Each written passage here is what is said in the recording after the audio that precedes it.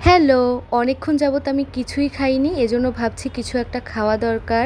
তো আমার সামনে পেয়ে গেলাম একটা রামেন। আমি এই ফ্লেভারের মানে চিকেন ফ্লেভারের এই রামেনটা পছন্দ করি। এটার মধ্যে আরও একটা রয়েছে চিজ ফ্লেভার, সেটা আমার তেমন একটা ভালো লাগে না।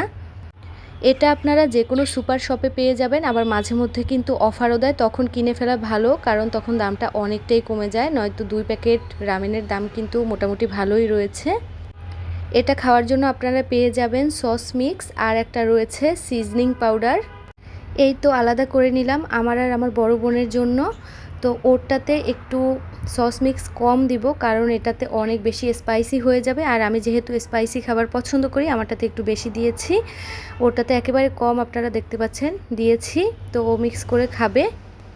এরপর আমি দিয়ে দিচ্ছি সিজনিং পাউডার। এই তো রেডি হয়ে গেল। আর আপনারা যারা ডিম সেদ্ধ বা অন্যান্য কিছু অ্যাড করতে চান করতে পারেন, বা অন্যভাবেও খেতে পারেন। এটা চটজলদি করার জন্য আমি করলাম। আমি এভাবে খেতেও পছন্দ করি, এজন্য।